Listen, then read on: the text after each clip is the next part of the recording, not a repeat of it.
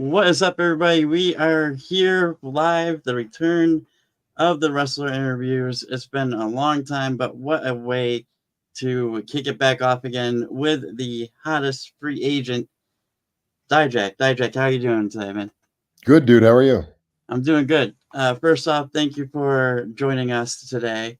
You clearly a very busy guy as of late. Yes. Um, but yeah, just totally appreciative that you came on the show. But how's life been the last like week and a half? Uh, it's been an adventure. You could say it's been a bit of a roller coaster, both figuratively and literally. Yeah, I mean, there's been all sorts of ups and downs. I was very fortunate to actually, as you know, get a break last week and spend 4 days at Universal with my son. So that was nice. It was nice to have that planned and to get away. Here's my dog. He decided to enter the chat, so here he is. Um, he's probably gonna flip out and melt down as soon as a car runs by, but when he does, he'll leave the room, and then we'll be all set. So yeah, it's been quite a journey for the past 2 or 3 weeks, but yeah, we're coming out the other end, and right now there's a lot of promising stuff, and finally tomorrow I'm slated to get back in the ring for the first time, and you know what? It really wasn't that long ago that I wrestled Xavier Woods on Speed. It aired 2 weeks ago, I guess, or maybe less. No, was it 2 weeks? Yeah, 2 weeks ago now, because today's Wednesday, right? So it airs on Wednesdays. So yeah, it aired 2 weeks ago, but we taped it 3.5 weeks ago. So yeah, it's not the longest absence in the ring I've ever had, um, but it's in the ballpark. Yeah, and Speed. I was actually at SmackDown about a month ago when Hmm. they came to the Albany area, Yeah. and I finally got a chance to see the Speed matches. They're definitely interesting for sure. Yeah, it's a unique concept. I mean, that was my first one. Very high likelihood my last one ever. But yeah, it was an interesting, fun concept. Um, my I wrestled Xavier Woods. The producer was Pete Dunne. It's just a obviously Twitter paid a lot of money for I don't know how much money. I'm assuming since it becomes the pinned tweet on Twitter and uh Triple H himself tweets about it. So I every single week, no matter what, and there's even a speed championship. So yeah, I assume that there was a decent amount of money spent there. But yeah, it's the concept is interesting. The crowd seems to be into it. It's taped at a good time. Right before the television program starts. And I mean, what more can you ask for than a ton of action in 3 minutes? If I mean, you can ask for a lot more, but in terms of a 3 minute thing, that's about the most you can ask for in 3 minutes. So that's kind of Yeah, what our goal was. And I was very happy with the match. It seemed like the crowd and the fans at home.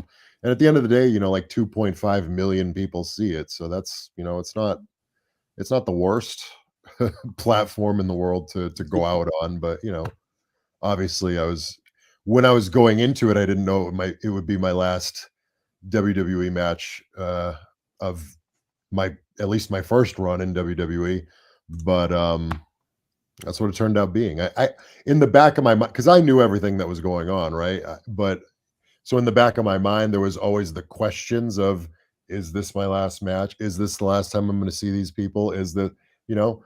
Uh, Frankly, at that point, I was the the expectation, even though I had all my doubts and I had all my concerns and there was the nagging voices in my head, everyone kept telling me that this is normal. My brain kept telling me, okay, if the plan was to uh, let your contract expire, they do that, but they always tell the person a month or two in advance, right? That's right. Yeah, happened a number of times with Lacey Evans and Scripps and whoever else, have been notified that they're going to let their contract expire, and then they just kind of sit at home for a few weeks or a few months or whatever the timeline happened to be. So the fact that I kept being told that um, you know what, we're going to work on your creative. And I was talking to writers and stuff, and it's like, yeah, we're coming up with pitches. Triple H wants to get you on the television. So the fact that they were saying all this, and I had calls as recently as 2 days before I was notified, where I was talking with higher ups in the creative process about what the, I don't want to say plan, because there was no actual like plan written down, like Dijack will debut here or what, but the like the creative process plan in terms of looking at my pitches and getting there's the meltdown that I warned you about. But Okay. in terms of the what the what the plan going forward was for coming up with some creative ideas, that obviously turned out to, I don't want to say straight up that it was a lie, because I can't say with any certainty that the people I was speaking with knew for sure. Gun to my head, I would guess that they did, just because that seems likely. That being said, I have to give them the benefit of the doubt and say, okay, I guess it's possible that they were telling me those things, and then 2 days later decided, oh, JK, we're just gonna, because obviously these people would have been involved in the process, or maybe that's not obvious. I don't know. Honestly, it's all a guess. I don't know. I don't know who made this call. For all I know, you know, The Rock called and said, "I don't like his face." I don't know. And if he did that, there's nothing they can do, right?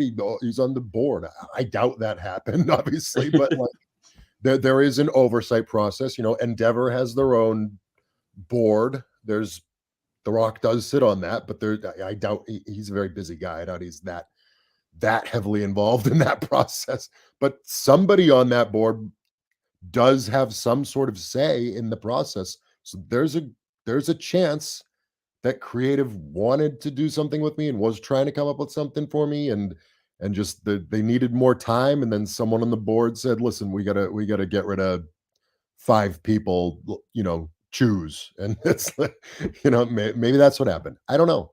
That's why I'm doing my best not to be angry at anyone, or bitter at anyone, because the bottom line is I don't know. Um, I have my guesses and I have my assumptions, and I can't control that. I'm a human being, and I'm disappointed in the process, and I'm disappointed with some people. That's me being a human being. I'm open to being convinced otherwise, but that's how I feel right now, and I'm entitled to feel that way because it's my life.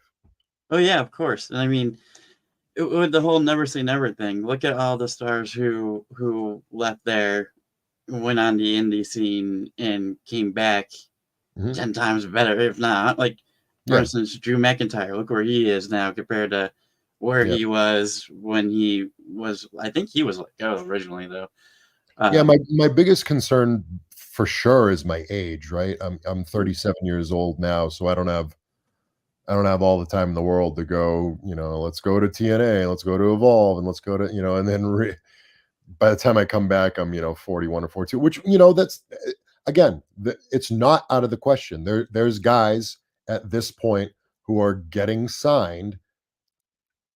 40 might be a stretch, but I think there's probably some. I don't know people's ages for sure, but there's people in that ballpark, right? Who are, and there's no, I don't have a contract, so it's not like it has to be this amount of time, but it can be anything, right? It's at the end of the day, it's like it used to be real easy to say it's one guy's decision because it was just Vince in control of literally everything. But now the company's owned by somebody, and there's a creative side, and the creative side has to answer to the board. There's a decent amount of moving parts and fluctuation. So it's not really one guy's decision anymore, but maybe like 5 of them. I don't know. I don't know what the exact number is, or how it works, or what the bureaucratic processes or whatever. But at the end of the day, if you make yourself worth enough money and time and investment, there will be opportunity there. So that's my goal. That's my job. I so mean, it's, not to say that the be all end all of my career is WWE, and that's all I have on the horizon. Obviously, that's not the case. I'm not even thinking about that or focused about that on this point. But yeah, I mean, the number one, not but the number one question, but a top question that people keep asking me is, will you go back to WWE? Is your plan to go back to Right. WWE? The option from my side will always be there. Right now, very much probably not. I don't think that they're considering it whatsoever, right? Because why else would they have made that decision? But but yeah, even if for whatever reason they changed their mind tomorrow and an offer came in, there would need to be a lot of changes in the contract process because I there's very little trust on my side, right? And rightfully so, right? Why should I trust them? They didn't follow through on. I mean, they followed through on the contract I was promised, but in terms of feeling like I belong being employed by WWE, there's no trust there whatsoever. So, and the contracts that they give us, they can just terminate the contract at any point for any reason. So that there would be nothing stopping them from giving me a contract and then just terminating it immediately. Terminating it immediately. So I'm not going to put myself in that situation. That being said, I don't think that situation is going to come up. Yeah, and I mean, like you mentioned earlier, from stars that just happened to, I believe we saw that with Ricochet as well, about a week and a half ago, I believe, In terms of what? having his contract expire. His contract expired on, I think I heard Sunday. Yeah, All right around the same time. They renegotiated a bunch of our contracts all around the same week in June of 2021, which I assume has some sort of practical business purpose. I don't know what it is, but having everyone's contract come up at the same time can't be like a good thing, but maybe it's just for clerical purposes. I have no idea. I'm not involved enough in that process whatsoever. yeah, that seems like financially for them, like, oh yeah, now we gotta, give a lot to here, give a lot to here, give a lot to here. Right? Yeah. But so that's, I think yours was definitely a shock for like when you tweeted that out. What was it, last week? That big long. Coming up on a Uh, week. Yeah, it was last Thursday. there's still people that even I was reacting to. I think on X, well, Twitter, just Mhm. yesterday or 2 days ago. They're like, "Oh, this is all just one big work. He's gonna come back. It's just all work." And I'm like, I mean, you're here now. It clearly is not. Yeah, I mean, I thought it I thought it would be the funniest thing in the world if we went through all that process and then I got a phone call on Sunday or Monday morning and it was WWE asking me to do a like a one-off at the because Raw was at the TD Garden in Boston. So I could Yep. have just I could have just drove over and made an appearance. The crowd probably would have lost it and the internet would have exploded. Um, Obviously that probably is extremely unlikely because WWE doesn't think in like one show increments. They're building long-term storylines and stuff like that. And obviously with me not under contract, that's a terrible investment. But but it would have been funny. It would have been really funny. Just sit front row, right in the crowd, just buy your own I mean, I ticket. could have. Guys have done that before, and they reserve the right to kick you out. So they probably just would have like beat me up in the back or whatever. Jeez. Y6 would have gotten you. Yeah, I mean, it's funny because I was just on the show 3 weeks ago as an employee, and it's like I know all the security people, and I'm friends with everybody there. I've known all these people for years and years and years, so it would have been this kind of funny, awkward situation. But no, Yeah, and just looking at him like, what? I did give it consideration, but then I was like, nah, like because like Enzo did that, right? And it was kind of funny. It Yeah. went viral, but at the end of the day, it kind of just looked. Uh, it didn't do him a bunch of favors. It wasn't like people were like clamoring to book him. It's just the crowd started doing his chants, and then he got kicked out, and it was just like, oh, And that was that's at a pay-per-view, I believe. it might have been at a pay-per-view, yeah. And he had a good main roster run, so he was more so I probably just would have been sitting front row and nobody would have noticed me. And I'm like, man, this is embarrassing. And it would have, so no, that ended up not uh crossing my mind too hard. So you're sitting there at we're going back to the end of the draft, right? You're sitting there in an NXT, Mhm. and it was an exclusive that they said that you were going to Raw. Mhm. So were you like, did you have any idea at the time? I mean, I think you said you were on your phone tweeting during Yeah. that. Yeah, so I had a nobody told me outright the whole thing is a shoot, right? So nobody actually, as far as I know, or at least I didn't know when I was being drafted or whatever. We're all sitting there and we're watching the show, we're watching it on the Tron, and you can kind of see when people start moving around and cameras start getting in place and Sean walks out and you're like, okay, and it will. So I guess the next draft pick is going to be an NXT draft pick. And then sometimes they would announce just to the crowd, like, oh, the next pick is going to be from NXT. So everybody gets ready and gets on camera, and the producers are like hyping us up, like, all right, like everybody smile, everybody cheer, everybody clap. It's and I thought I'm picturing myself and my character, right? I'm this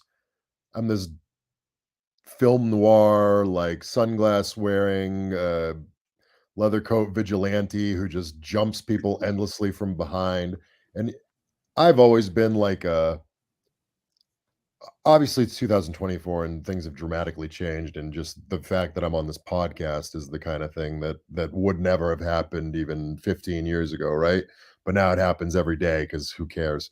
But in terms of the actual business and the product of the business, I'm very much into like continuity and stuff. I feel like if you're a person who sits down to just watch the television program, then all you care about is the television program, right? You shouldn't be forced to peek behind the curtain. It shouldn't be in your face that what you've been investing in is scripted and stuff. So to me, when I'm sitting there on television on Monday Night Raw or Friday Night SmackDown or whatever was popping up, and you're sitting there in the arena in character, I'm in character. That's what I'm doing. I'm presenting continuity. So to me, I'm not standing, clapping, going, yeah, I'm so happy for you, Ilya Dragunov. Remember when I tortured you in a chamber? Remember that? Like I remember when I tried to rip your throat out of your socket? Like, no, I'm not going to give you a standing ovation for going to the main. I'm not happy about this. I'm angry about that. Right? That's how I feel about it. And the producers were like, "On, stand up, you're happy, you're like," because they want to bleed everything together and make everyone feel like it's an inside thing. I don't like that. So my plan was to stay in character, even if I got drafted. And again, I didn't know if I was getting drafted, but my plan if I got drafted was to be in character and do these things and be a wise ass about it and just make the viewer respect their own intellect, right? I'm aware of what this show is. I tu- I I tune in so I can check out, right? So that's how I feel about it. If someone else feels a different way about it, that's fine. If Shawn Michaels had walked up to me and been like, "Listen, we need you to stand up and clap," I would have stood up and clapped. That's because that's my boss, and I would have listened to him, and it's his thing. Right. If someone else is suggesting and encouraging, well, I've been doing this longer than they have. So that's my decision to make. The only person involved in that process who's been a wrestler longer than me is Shawn Michaels. So I'm happy to listen to his opinion, and that's what I would have done. But that didn't happen. So I did it my own way. And the more the night progressed on, the more that the more that kind of grumpy sitting there tweeting this became more of a reality because I kind of started to get a lot of these concerns in my head. It's like, okay, I haven't been drafted in the first round. There goes the second round. There goes the third round. Maybe I'm in the fourth round. Maybe I'm in the fifth round.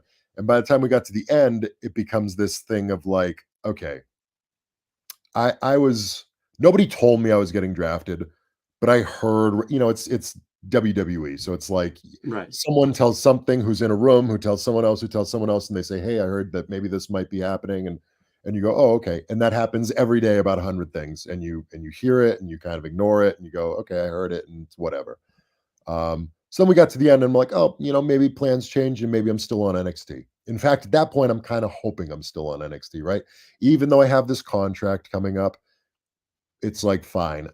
My goal when I got to NXT was I need to make my name, I need to reinvent myself, and I need to be back on the main roster in time to renegotiate my contract because I don't want to put myself in a situation where they're looking down the contracts that need to be renegotiated and they look at mine and go, he's in NXT because I'm on a main roster contract at that point. And I don't want them to go, NXT and just get rid of it, which honestly might have been what happened. The very well might have been what happened. They might have looked at all of them a month out and been like, okay, there's Drew, there's Chad Gable, there's Dijack on NXT. Why are we paying him that? Get him out of here. You know, they might have done that. And then they put it on creative, and creative goes, oh shit, Dijack's got it. Well, how do we deal with this? That very well might have happened. I don't know. I don't think that's what happened, but it might have been. Um, so I'm sitting there and we're getting closer and closer to the end. Finally, it's the last draft pick. I'm like, okay, maybe I'm the last draft pick. Maybe I'm going to SmackDown. Maybe they have a plan. This could all be salvaged. And they announced, I think it's Blair Davenport. So I'm like, okay, I might be in trouble here because worst case scenario is I'm supplemental draft pick, right? Best case scenario was drafted on TV. Second best case scenario is you're still in NXT because the plan in NXT at that point is likely that I'm going to feud with Trick Williams for the NXT Championship. I haven't been told that, but it's been asked about and pitched, and it's on the table in terms of possibilities. And when you looked at the roster at that point and you went through all the matchups and all the things that had happened and all that stuff, and I looked at the comments under stuff on social media, it seemed like that's what people wanted. It seemed like, I don't know that they wanted me to beat Trick Williams, but at the bare minimum, people wanted to see Trick Williams versus Dijak for the NXT Championship. At least some people, right? Because a lot of options had been exhausted at that point, and Ilya was gone, and Braun was gone, and there was Mello was gone. So it was like we had just done D'Angelo, so we were running thin on options at that point. There were still, I mean, it's wrestling. You can do whatever you want, but like I seem to be like one of the better options at that point. Maybe not better, but more realistic options. So all of this is processing in my head, and then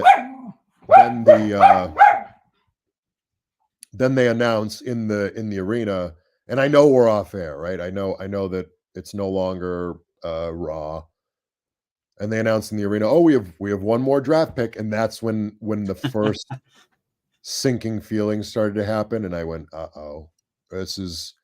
And it's funny because like I've done a few of these interviews so far, and I've said stuff like this, and people clip it and they grab just like one sentence from it, and then they tweet that, and I get eviscerated online because it's like, oh, he's not thankful for being called up. He's not thankful for being on the opportunity to be on main event, to be on Speed, because I'm saying these things that are going through my thought process of my full experience in my life that I was living at that point. So you can't take just one sentence to say, oh, Dijak didn't want to be called up, right? Because that's not the case. I've been called up before, right? I've been called up to Raw and called back down, and then called back up to Raw and then called back down. And this is my third call up to Raw, and my contract is 1 month out. So if you take all of the context into consideration, then it becomes a concerning moment, right? Because at this point, I'm saying, uh-oh, this is my third call up to Raw, right? People don't know this because my first stints were like, I just kind of appeared in Retribution one day, and it was like, oh, I guess it's called up. There was no like sitting in the front row or vignette on SummerSlam, like Dominic Dijakovic is coming or anything like that. So there was one point where I was no longer on NXT under the, I don't know how it works in an official capacity, if there's like a list or whatever, but at some point I was told I was called up to Raw. Then I was brought back down to NXT to do the whole program with Karrion Kross and Keith Lee. Then, of course, I was back up on Raw because I actually appeared on Raw this time in Retribution, and then back down to NXT to do this Dijak version. And then this was now my third call up to Raw, and it's in the supplemental draft. And I've been in supplemental drafts before also, and I know how those end, right? Most of my close friends got drafted in the supplemental draft and then got released. Okay. So don't tell me, don't come at me with the clip of this and say, oh, he didn't appreciate it. He wasn't putting his best foot forward. Let me list 5 people who were in the supplemental draft and are now world champions. Like, yes, all of those things happened. I lived this experience, and this is how I felt. I didn't throw my stuff down and storm to the back and start screaming at everyone in the office and say, I shouldn't be a supplemental draft pick. I'm refusing to wrestle. I think that's what people picture when I say this stuff. They think that I threw a temper tantrum. These are just my thoughts, and my thoughts said, "Oh no, this isn't good." That's it, because I have a tremendous amount of experience as myself and as a, a wrestler in WWE under these circumstances. So I have good ideas of what these things may possibly mean. And those are the thoughts that are entering my brain. So yes, I'm sitting there and I'm tweeting and stuff, and I'm trying to make, an enjoyable experience for my followers and things like that. I'm talking about like the Taco Bell that I ate and stuff. Yep. And then as it was announced that that there's going to be a draft pick, my brain says that's probably you. And if it's you, that's not a great sign. Just in terms of what your goals are and what you're trying to do and your contract coming up and all that stuff. Um, so I text this to my friends. I say, I don't think this is I think I might be the next quote unquote draft pick, but it's basically just the supplemental draft, and I think I'm in trouble. And I told my wife the same thing. And then I got a tweet prepared, even though nobody told me it was me. And the second my name popped up, I sent the tweet because I knew it would get good, good buzz on Twitter, and I wanted to make something out of this situation. And then everything else is what you saw on the YouTube channel. It was me again. Not a fake. I wasn't faking any of that, right? Obviously, I was genuinely like happy about the fact that all of my friends and my coworkers were giving me a standing ovation. All the fans were cheering and super happy and proud of me. So I was feeling good and respected on a real level, but in my head, I can't stop the voices, not the voices, but the thought process of this is probably not best case scenario. Like this, you're you have some work to do now. So let's get to work in terms of showing them that so that's what I did. I did the whole thing with the glasses, and I had a different shirt on, and I went over and I cut a promo about Monday Night Ratio and do or die. I'm getting these catchphrases over because I knew a lot of people would be watching this YouTube video, which they did. And I said, okay, if I set up all these things and it gets really over, which it didn't get super over, right? But it got people buzzing, like, hey, this guy was drafted supplementally. I wish he was drafted on TV. Why did you, so it got people talking, because I wanted to get people talking so they would look at it and be like, hey, we got to do something with Dijack. People are talking about it. That's always been my thought process, right? Because I've never been like, oh, you're the world champion and you're going to beat everyone. That's never happened to me. I've always been like, maybe you'll have a spot on TV in 3 weeks. And I'm like, okay, well, I got to earn that. I got to do this. I got to do that. When I get that match, even though it's 2 minutes long and I'm getting killed, I gotta get over as much as I can. Right now, I'm referencing my first match in WWE TV, which was against Ricochet. Um, so, so yeah, all that happened. I went to Raw the next week. Raw's in Hartford, Connecticut, so it's in New England. I'm a New England guy. I drove there. I was like, all right, this will be a great start. Just Triple H knows me. He knows I'm a great wrestler. He knows that I mean, they've already kind of slotted my sort of value in the company by making me a supplemental draft pick. So I'm pretty sure that I'm not going to get some monumental push or anything like that. But I'm like, it's King of the Ring, so maybe I'm in a King of the Ring qualifier and I lose the King of the Ring qualifier, but it'll be a really good match because Hunter knows that I have really good matches, and we'll be off to the races from there because it's on TV, and that'll be a great spot for me, and I can make the other guy look great, and they'll start to build their trust with me. We'll get a new contract ironed out. It won't be the greatest contract in history, but it'll be they'll recognize the work I've put in over the past 3 years and how hard I've worked and all the things I've sacrificed and the dedication to making this work. And sure, I'll go down to NXT, and absolutely I'll fly in, and yes, I'll stay the extra week to train with the trainees, and yes, I'll do that. Of course, I'll do the coconut loop. Of course, I'll put this guy over. Of course, of course, of course. Yes, yes, yes, yes. And also, I'm going to give you the best match on the show. Best match on the show. Best match on the show. Every single time I'm out there. Not to say that I always had the best match on the show, but it's subjective, and a lot of the time, in my opinion, I did.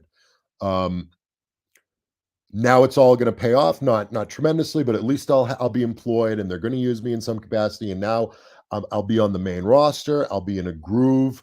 I'll be under the guise of Triple H, and he'll understand that I'm a great worker, and we'll start to chip away at this process, and it'll be just like NXT, where I organically keep having matches and keep getting a little more and keep getting a little more, and then maybe a year or two down the road, then we start to amp it up, and we move up into the mid card championship picture or whatever, and we just keep progressing, just keep chipping away, just keep the. So all of this is my thought going into Hartford Monday Night Raw, and then I look at the sheet and I'm not on the sheet, and I go, okay, this is bad sign number two, right? Because now I've been called up, and now there's clearly no plan, right?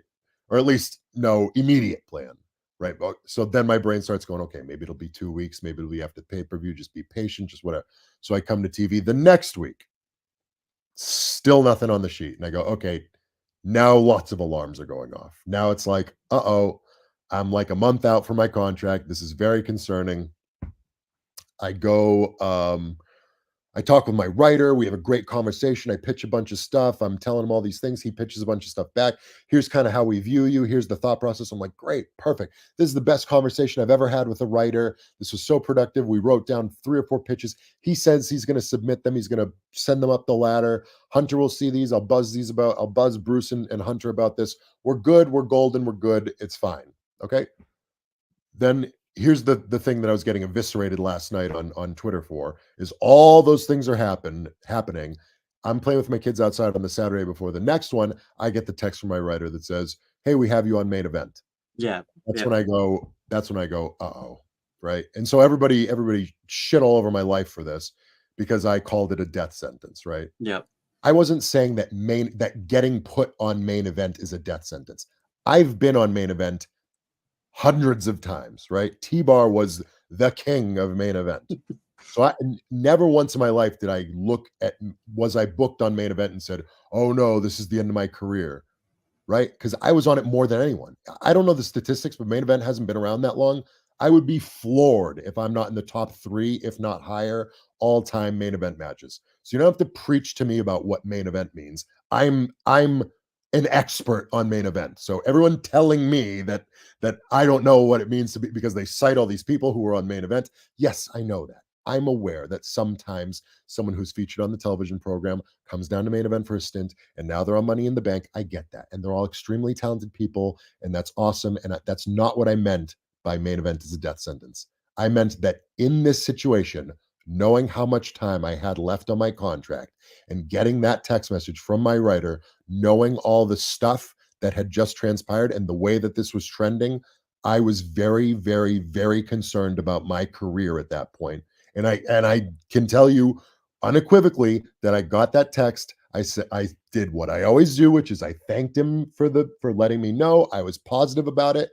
I went out and I did the match, and it was a great match, and I was happy the whole time. And I said thank you to everyone, and the results of the match were Pete beating me, and I did it, and I shook everyone's hand. I said thank you, and I gave it my best ever. I did what I always did. I was professional, and I did my best, and I used it as an opportunity to show everyone how great I can be and to improve as a wrestler. It's what I've always done. It's what I will always do, no matter what. I'm just telling you the story of what was going on inside my head because I got that text message and I went inside and I had a conversation with my wife about we need to really start thinking seriously about what will happen if WWE decides not to renew my contract. And guess what? I was right. So when I say the word death sentence, I ended up being correct because my career died. Okay. So you can't say that I was wrong. I had a thought in my head and it ended up coming to fruition. And this is my life. This is my house that I have to pay a mortgage on.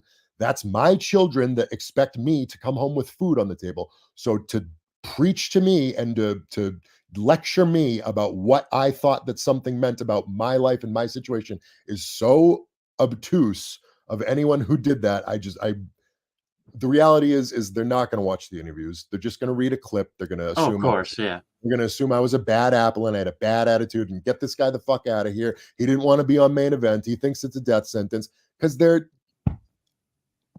don't care to learn. Okay, fine. I'm telling you what happened. That's what happened. Okay, and I ended up being right. Week And after that, so main event that week got canceled for whatever reason because sometimes main event gets canceled. Week after that is when we do the match with Pete. Um, and then the week after that, I think, was Speed, and then we were off to the beginning of the end. The one of my friends on Discord was at a main event taping. It was you versus Mustafa Ali back in Ohio in August of 2022, and Mhm. he even said if that was on the main card, match of the night. Yeah, I know the match you're talking about because it was my second to last match on main event ever. I think I talked about did you end up watching my interview for Fightful with Sean? It was long, but Um, we talked at length, not at length, but he mentioned that match in particular because he watches all the main event matches. I assume for his job, right? He has to do a write-up on main yeah, event. Why else would anyone watch every episode of main event? But, yeah, that match in particular was right after, Vince was no longer in control of creative, and Hunter had recently took over. So there was, like, 3 or 4 weeks of like, okay, Hunter's in control. Everything's gonna get fixed. Hunter's in control. Everything's gonna get fixed. It's like week one, week two, week three. And so all these weeks are going by and I'm still T-bar in main event. I'm still T-bar in main event. I'm still T-bar in main event. And then it's like we're in like week 4, 5, or 6 or something like that. It's me versus Ali for like probably the 30th time on main event ever. So we just go out there and we're like, listen, nobody cares what we do. Nobody's paying attention to this match on main event. Let's just go let's go do everything. Let's pop the crowd endlessly and let's see if somebody pays attention to what we're doing. And pretty much we got exactly what we wanted because we came to the back and everyone was yelling at us and you killed the crowd. You can't be doing that on main event. You can't be this, that, that. And our we were polite. We were, oh, I'm sorry. We didn't mean it. We were just trying something new. But in our heads, that was our plan because it's like, you guys don't pay attention unless someone punches you in the face, right? No one there pays attention unless you scream at them and rattle the cages and do something, right? So that's what we were doing. And it got their attention for better or for worse, because a week or two later, I asked for a meeting with Hunter. And then I got a phone call from Bruce, and I assumed I was getting fired, right? Because that's what it would look like. But he was telling me that I was going down to NXT for 6 months, which turned into 18 months. But yeah, so it ended up being an extremely invaluable experience. It basically saved my career. I'm thankful to everyone who's involved in that process. Um, that being said, gun to my head, if I had to guess, I would guess that their mind was already made up when that phone call took place about when my contract was going to end and how. I think I think the decision had already been made that let's salvage his contract and let's let him spend the rest of his contract down in NXT, and then we'll have done him a favor, which they did. That was absolutely a favor. They did not have to do that. They could have released me right on the spot. We'll have done him a favor. That'll be the conclusion of the relationship, and we'll all wipe our hands clean. So I that if you give me one option or the other, I'm taking the option that was given, right? I don't want to yeah, be T-Bar who gets released. So if you give me one option or the other, I'm taking. I wish there was some leeway in there for a third option where it's like, if he knocks it out of the park in every capacity, we will change our mind. right, yeah. I knocked it out of the park in every capacity, and they didn't change their mind. I think their minds were made up. So on one hand, yes, I accept that. On the other hand, that's a disappointing feeling. Yeah, absolutely. I could totally. It's just crazy to me that they called you up and they didn't really have anything for you for Yeah, that. I mean, again, I keep going back to the word disappointing because that's the most I can say. I can't be angry at them. I can't be bitter about it because I don't know what happened.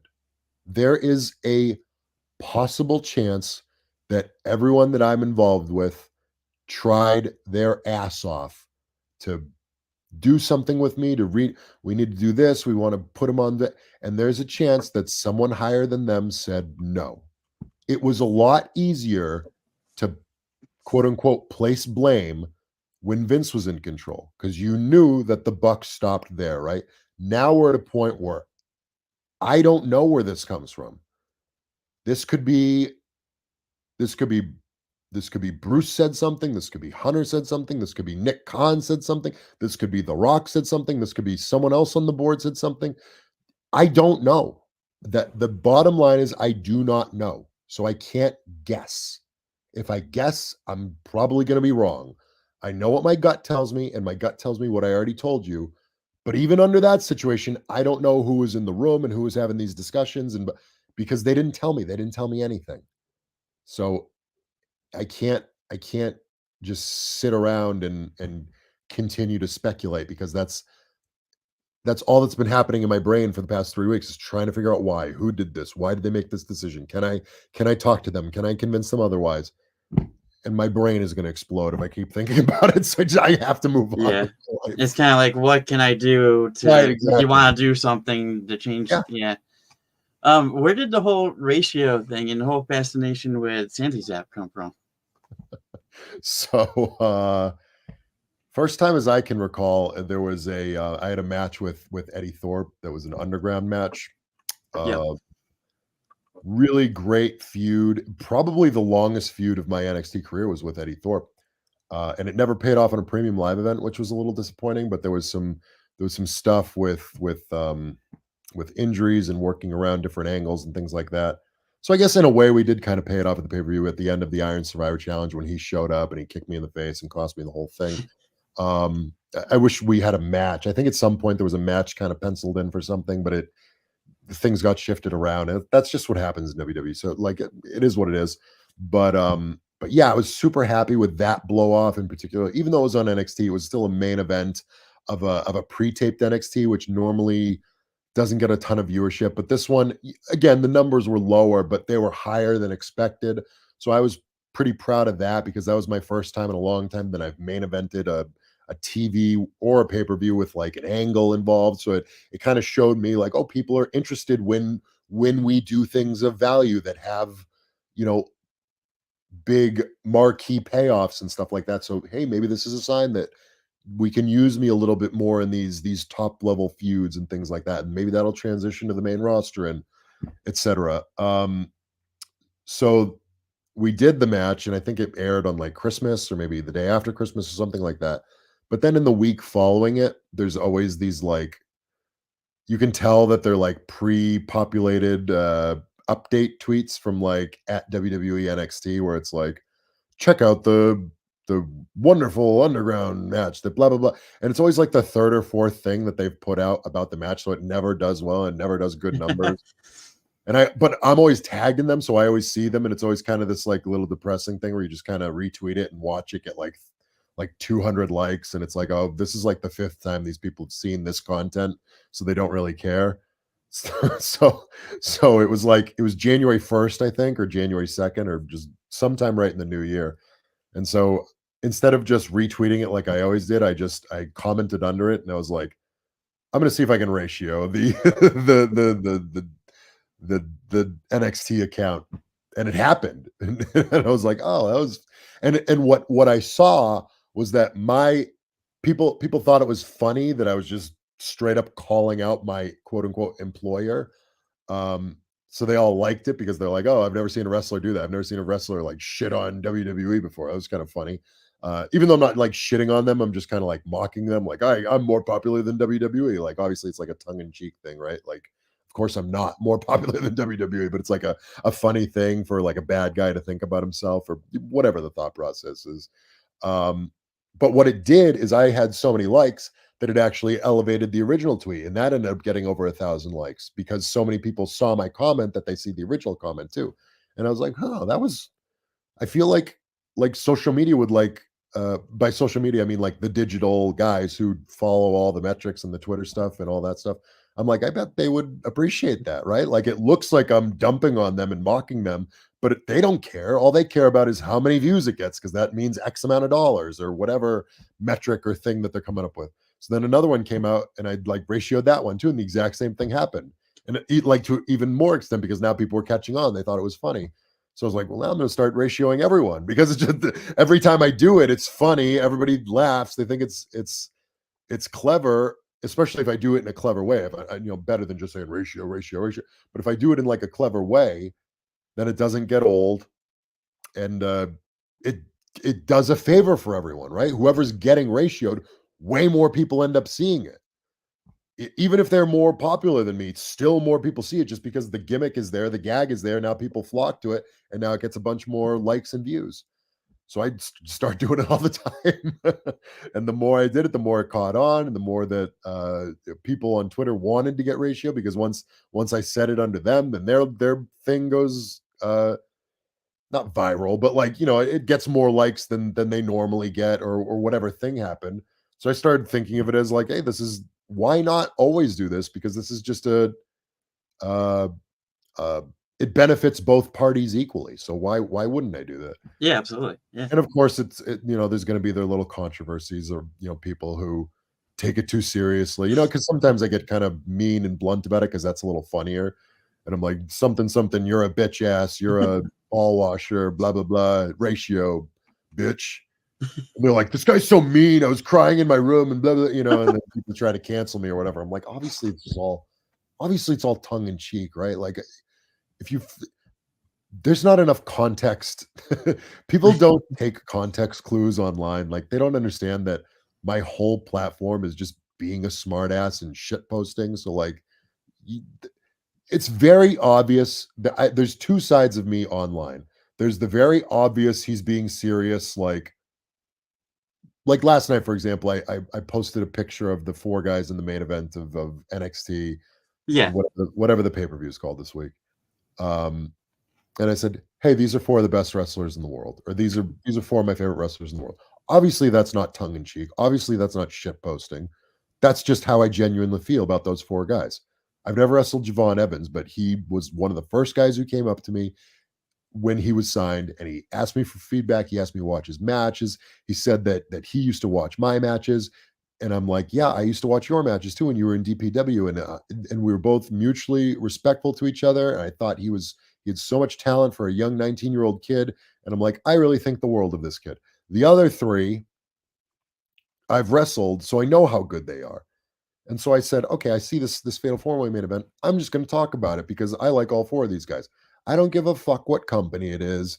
Oh, I'm angry at this. No, I'm not angry at them. I'm disappointed in some of the decision makers. Whatever. That doesn't change the way that I feel about my coworkers. That doesn't or my former coworkers and people that I've wrestled and people that I get along with and like friends of mine. Nothing's ever going to change that. So I'm not going to censor myself. I'm not going to because that's what I had to do when I was with WWE for so long, right? Yeah. Yeah. Felt like a sin to talk about like maybe 2 or 3 times I would either quote tweet or comment under like an AEW thing that like Keith was doing or something and be like, I'm proud of Keith. And then I'd sit and like wait for my phone to ring for someone to call and yell at me for talking about AEW. Just look behind you. Yeah, which to their credit never happened. So maybe I was just being overly concerned, right?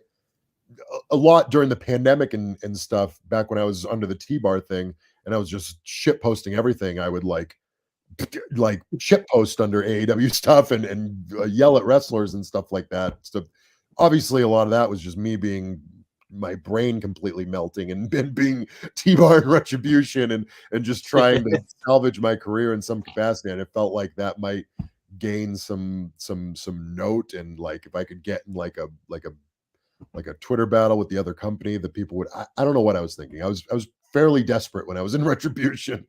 But and some of it was me genuinely being upset with other people, but sometimes that happened with people in WWE too. So it wasn't like a brand thing. And I can only tell you what I felt and what I meant in those moments. And that's kind of how it was sometimes. And whatever. Half of this business is screaming at people and pretending you hate them. So Twitter's just another thing Is that that where the whole Stanty thing comes into? I mean, he tries to escape you it all the does, time. yeah. So so I followed him maybe a bunch of months back ago because he would say nice things. So I was like, oh, this guy has a big platform and he was saying nice things. So I'm gonna watch his content and see if I can say some nice stuff about him so it can be a reciprocal relationship. Um, and then the first time it happened, he said, I don't know if I was on Raw or if I was called up. I don't remember the timeline of all this, but he's like, uh, we I don't know what he's someone can correct me on this if I'm wrong, but he said something like, "We need Jack more Dijack," or something like that about I don't know if it was about Raw, if it was about the pay-per-view or maybe an NXT TV episode or something. So I just responded ratio Jack because I was, shit posting and trolling and whatever. And that, ratioed him badly and everybody loved it and they were everyone was piling on. So I was like, well, fuck this. I'm going to do it even more because obviously this gets more eyes on him. It gets more eyes on me. Why wouldn't I do it?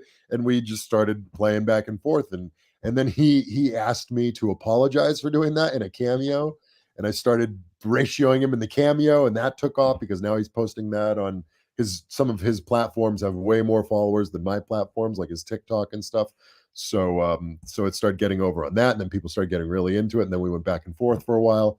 And it was really interesting and really funny. It was pretty much the only thing I had to do while I was on Raw for a long time because it was like I got to stay relevant somehow because I can't just vanish into catering and people are mocking me for the catering thing as it is, and I'm like, oh, you're making fun of me. I don't book the show. Like it's like I didn't choose catering. But like, but that's what happens with people. They get super defensive of the things that they like.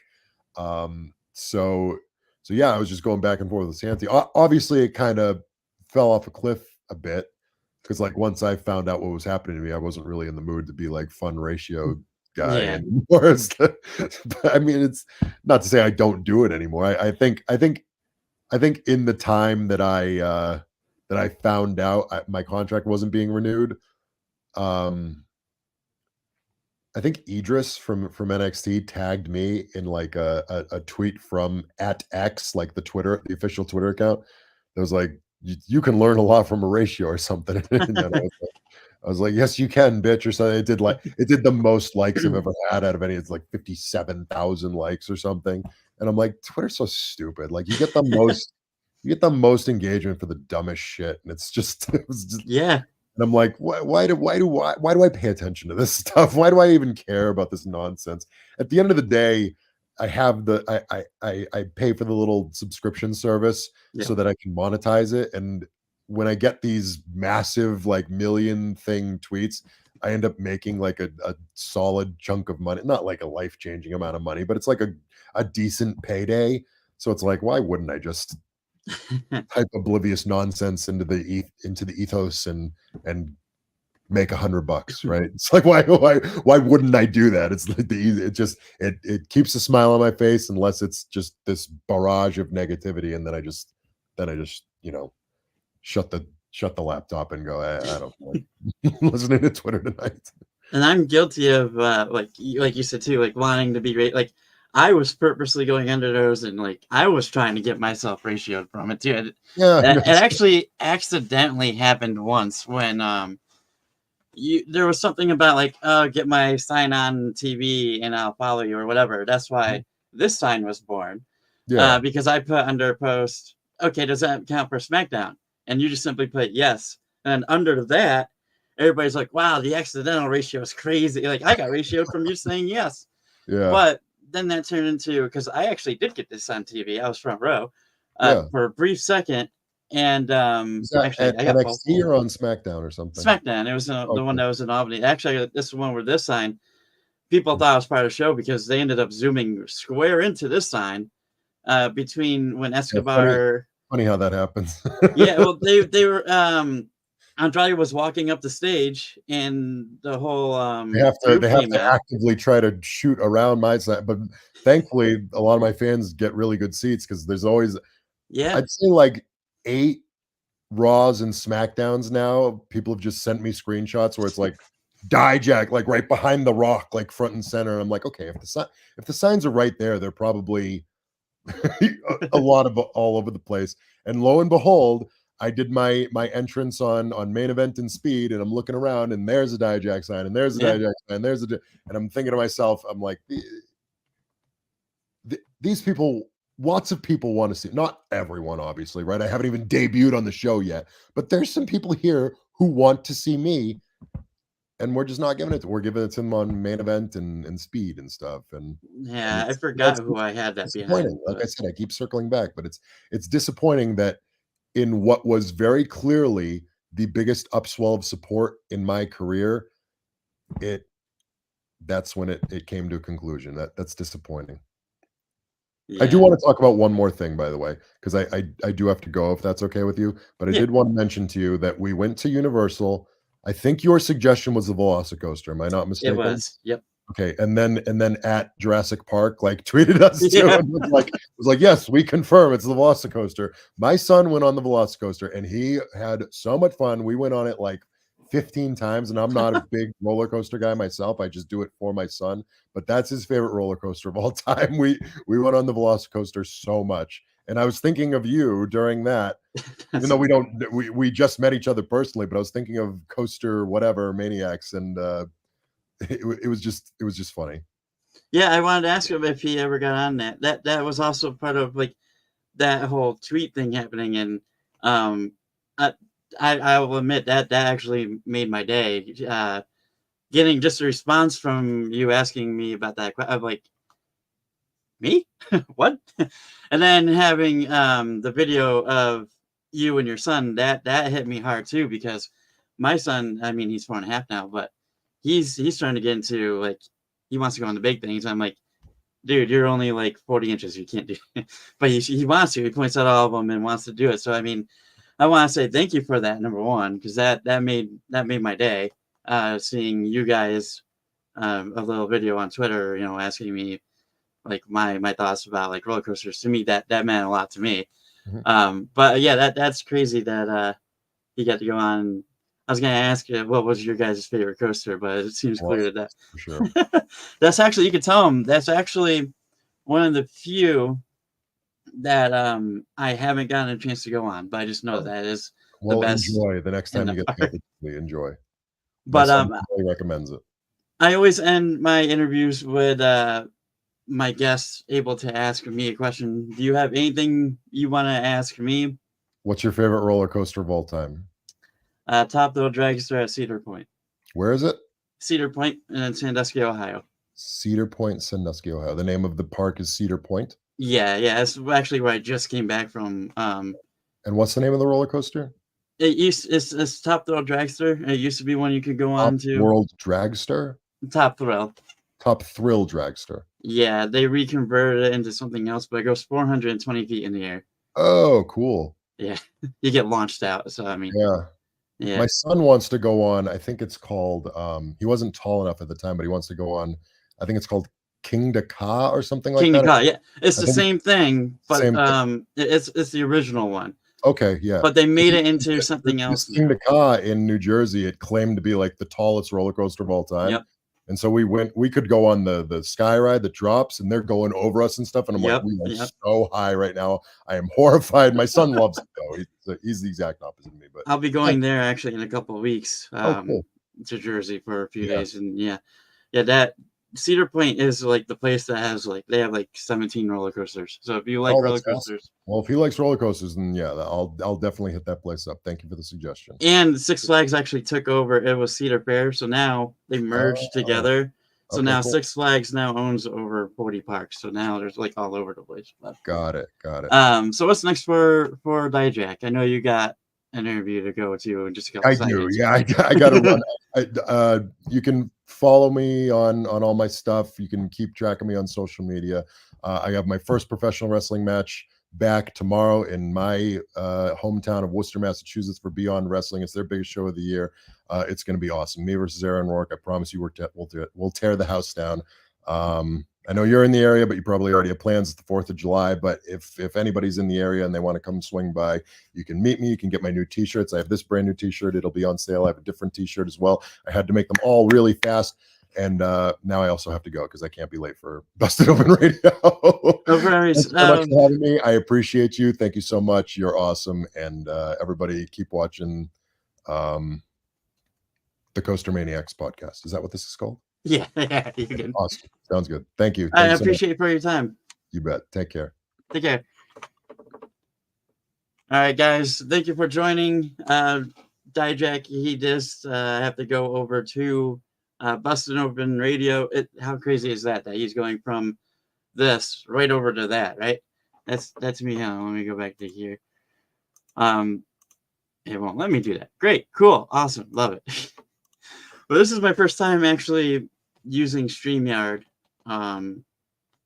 for one of my interviews. This is the first time I also stayed live after the interview happened too. I usually just cut it and whatever. But yeah, big thank you to Dijack. I know I wanted to get you guys' comments and stuff and questions, but an hour goes by quick, man. An hour goes by so quick. Um, and there's so many things like I don't come into these things knowing what I'm gonna say. I don't go into them pre-planned. It's all right in the moment. I never know what I'm gonna say.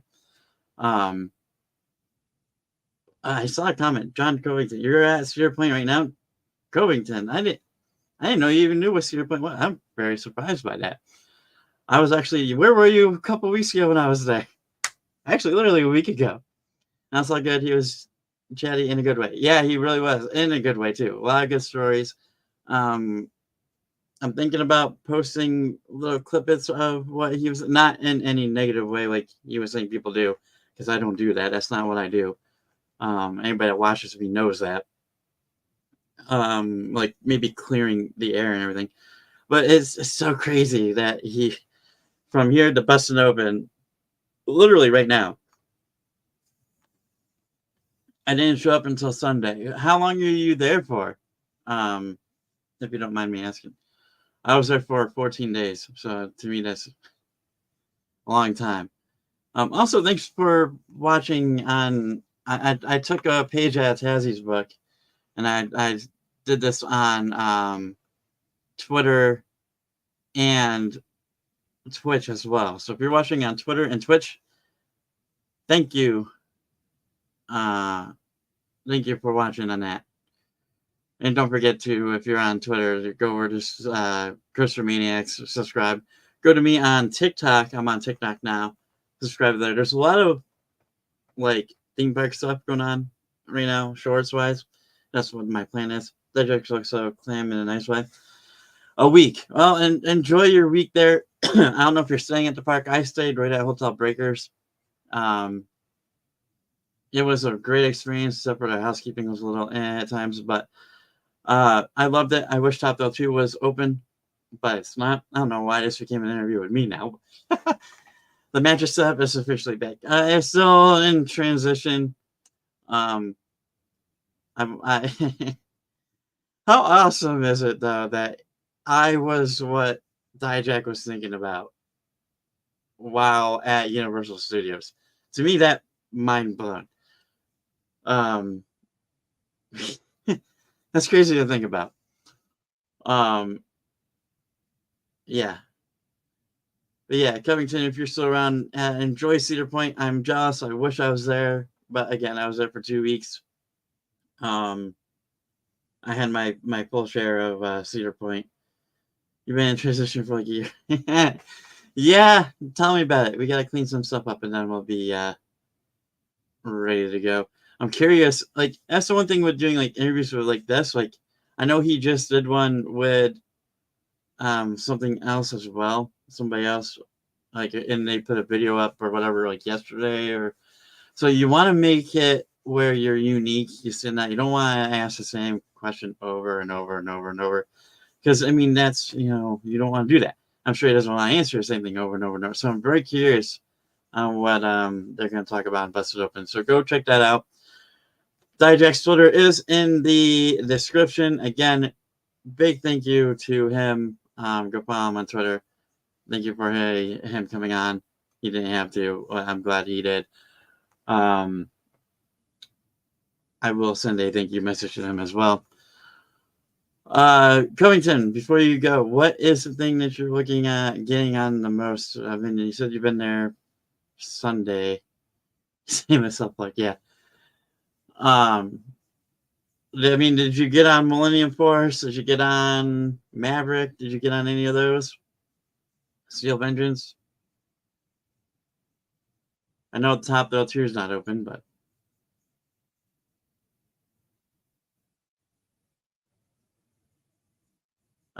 yeah. But if you haven't already, leave a like on the stream, subscribe to the channel.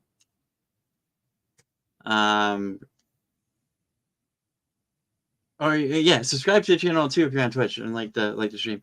I keep forgetting I'm on Twitch too. I saw my buddy Thrad posted on it earlier saying, "Was this a stream?" Yeah, but I do gotta take care of a couple things here around the house before I go back. But yeah, this was a fun interview.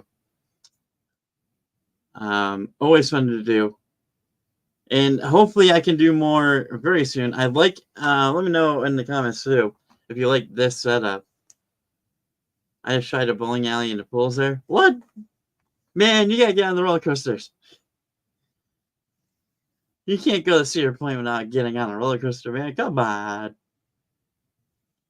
Hopefully you didn't have to travel very far to get there though. I would love that to be my home park, but for me it's about 10 hours away. But alright guys, I am heading out. I have to go mow the lawn. Do normal things. I will catch you guys later. So when is the Christmas Meetings podcast becoming official? It's always been official. I'll catch you guys around. See you in the next video. Don't forget to keep an eye on the channel. I've been posting tons of shorts about roller coasters and stuff. And I'm seemingly doing that because it's getting a hell of a lot more views than, like, if I post a video, it might get like 6 or 7 views. If I post a short, yeah, it's getting hundreds of thousands. So I mean, the shorts seem to be the way to go, but I will try to keep posting. Like, I'm planning on posting vlogs of my time at the park, multiple parks. We went to Darien Lake as well. Going to, like I said in the interview, New Jersey very soon, doing that. But yeah, keep an eye on the my short videos. It's on the homepage. Just go next to it, shorts, and you'll see it there. Thank you to everybody again for joining me, and I will see you guys next time.